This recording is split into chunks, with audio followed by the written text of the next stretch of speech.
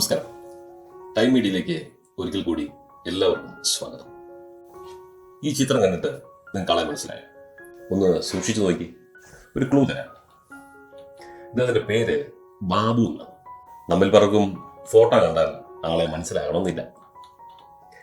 സാക്ഷാൽ രജനീകാന്തും ജയലളിതയും ഒക്കെ താമസിക്കുന്ന മദിരാശിയിലെ പോയസ് ഗാർഡനിൽ വീട്, 90കളിൽ തന്നെ നിരവധി ആഡംബര കാറുകൾ, ചെന്നൈയിലും ബാംഗ്ലൂരിലും ഹൈദരാബാദിലുമൊക്കെ നിരവധി പ്ലോട്ടുകൾ, എല്ലാം സിനിമയിൽ നിന്നും ലഭിച്ച പണം ഉപയോഗിച്ച് വാങ്ങിയത്. പക്ഷേ ഒരു സിനിമയിൽ പോലും അദ്ദേഹം അഭിനയിച്ചിട്ടില്ല. ഒരു സിനിമ പോലും അദ്ദേഹം സംവിധാനം ചെയ്തിട്ടില്ല. ഒറ്റ പടം പോലും നിർമ്മിച്ചിട്ടുമില്ല. സിനിമയുടേതായ ഒരു ടെക്നിക്കൽ സൈഡിലും ഇദ്ദേഹം ഒരിക്കലും പ്രവർത്തിച്ചിട്ടുമില്ല. ഇപ്പോഴും നിങ്ങൾക്ക് ആളെ പിടികിട്ടിയില്ലെങ്കിൽ ആളെ കുറിച്ച് ഒരല്പം ചരിത്രം ഞാൻ പറയാം. ശ്രദ്ധിച്ചു കേൾക്കണം. കൊല്ലം ജില്ലയിൽ ജനനം. ചെറുപ്പത്തിൽ തന്നെ സിനിമ തലയ്ക്ക് പിടിച്ചിരുന്നു. അന്നത്തെ തെന്നിന്ത്യൻ സിനിമയുടെ ആസ്ഥാനമായിരുന്ന മദ്രാശിയിൽ എത്തിച്ചേരണം, സിനിമയിൽ എന്തെങ്കിലുമൊക്കെ ആകണം എന്ന അതീവ ആഗ്രഹത്തിന്റെ സമ്മർദ്ദത്തിൽ ബാബുവും കൂട്ടുകാരനും കൂടി കള്ളവണ്ടി കയറി മദ്രാസിലെത്തി. എന്നാൽ പ്രതീക്ഷിച്ചതുപോലെ അത്ര എളുപ്പമായിരുന്നില്ല സിനിമയിൽ കയറി പറ്റുന്നത്. പട്ടിണിയും പരിവട്ടവുമായി കുറച്ചു ദിവസം കഴിഞ്ഞതോടെ കൂട്ടുകാരൻ തിരിച്ച് നാട്ടിലേക്ക് സ്കൂട്ടായി. ബാബു മദ്രാസിൽ തന്നെ ഉറച്ചു നിന്നു. അതിനിടയിൽ മദ്രാസിയിലെ ഒരു കടയിൽ ബാബുവിന് ജോലി കിട്ടി. മിടുക്കനായ ബാബുവിന്റെ പരിശ്രമ ഫലമായി ആ ചെറിയ കട ഓരോ ദിവസവും അഭിവൃദ്ധിപ്പെട്ടു വന്നു. കടയുടമ അയ്യർ മറ്റൊരു കട തുടങ്ങി. അത് പൂർണ്ണമായും ബാബുവിനെ നടത്താനായിട്ട് ഏൽപ്പിച്ചു. അതിനടുത്തുണ്ടായിരുന്ന ഒരു മലയാളി കുടുംബത്തിലെ പെൺകുട്ടിയുമായി ഇതിനിടയ്ക്ക് ബാബുവിന് ഒരു ചെറിയ പ്രണയം. വീട്ടുകാരുടെ സമ്മതത്തോടെ 1976 ആലീസിനെ ഈ ബാബു വിവാഹം കഴിക്കുന്നു. അടുത്ത വർഷം അവർക്കൊരു ആൺകുട്ടി ജനിച്ചു. അവന്റെ പേരാണ് റിച്ചാർഡ്. പക്ഷെ ജീവിതം സത്യത്തിൽ ദുസ്സഹമായിരുന്നു. കടയിലെ കച്ചവടം ഓരോ ദിവസം കൂടുന്തോറും കുറഞ്ഞു വന്നു. വാടകയ്ക്ക് വീടെടുത്ത് മാറിയതിനാൽ ചെലവ് താങ്ങാവുന്നതിലും അധികമായിരുന്നു. അങ്ങനെ ഇരിക്കെ ആ ഏറ്റവും ബുദ്ധിമുട്ടേറിയ കാലത്ത് 1979 ആലീസ് ബാബു ദമ്പതിമാർക്ക് ഒരു പെൺകുഞ്ഞ് ജനിച്ചു. മിടുമിടുക്കിയായിരുന്ന അവൾ കുഞ്ഞിലെ തന്നെ കടയിൽ വരുന്നവരെ അനുകരിച്ച് കാണിച്ച് രസിപ്പിക്കുമായിരുന്നു. ആ പരിസരത്തെ എല്ലാവരുടെയും പ്രിയങ്കരിയായിരുന്നു അവൾ. ബാബുവിന്റെ ജീവിതം അപ്പാടെ മാറ്റിമറിച്ച, താൻ സ്വപ്നം കണ്ടതിനപ്പുറത്തേക്ക് അവരുടെ ജീവിതത്തെ പറിച്ചു നട്ട ആ പെൺകുട്ടിയുടെ പേര് പറഞ്ഞാൽ നിങ്ങൾക്കറിയാം, ശാലിനി. ഫോട്ടോഗ്രാഫി വളരെ ഇഷ്ടപ്പെട്ടിരുന്ന ബാബു തന്റെ മക്കളുടെ ചിത്രങ്ങൾ ധാരാളം എടുത്തു കൂട്ടിയിരുന്നു. ചില വാരികകളിൽ അവ അയച്ചു കൊടുക്കുകയും പ്രസിദ്ധീകരിക്കുകയും ചെയ്തു.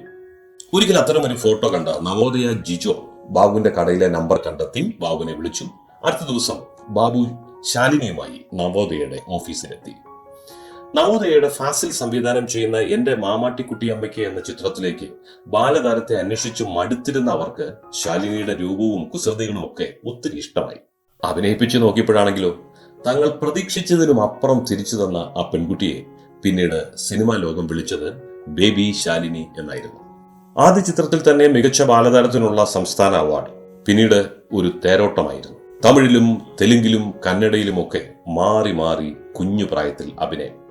നായകന്മാരെക്കാൾ മികച്ച പ്രതിഭ ബേബി ശാലിനിയെ മുൻനിർത്തി തിരക്കഥകൾ രചിക്കപ്പെടുന്നു. പ്രൊഡ്യൂസർമാർ ബാബുവിന്റെ വീടിന് മുമ്പിൽ ഡേറ്റിനായി വരിവരിയായി നിൽക്കുന്നു.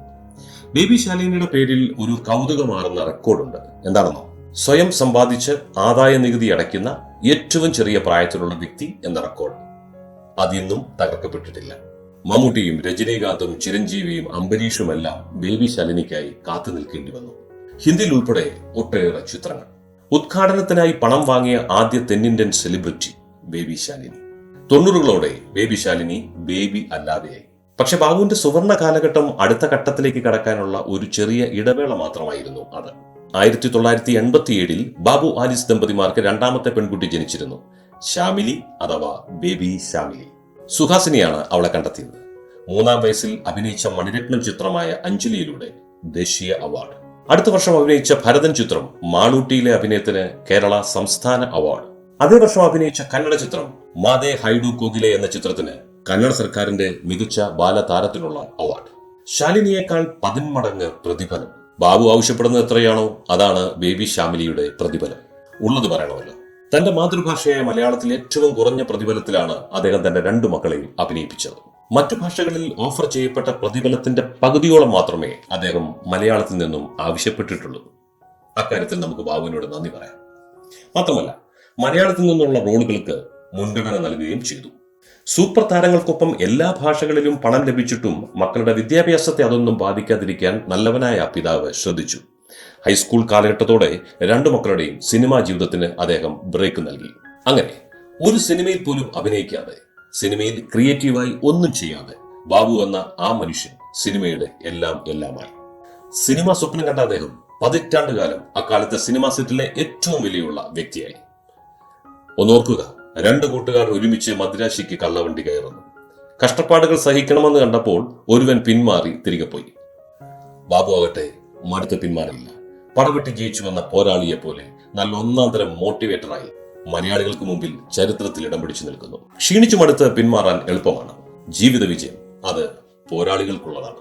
മറ്റൊരു വിഷയവുമായി വീണ്ടും കാണാം. നന്ദി, നമസ്കാരം.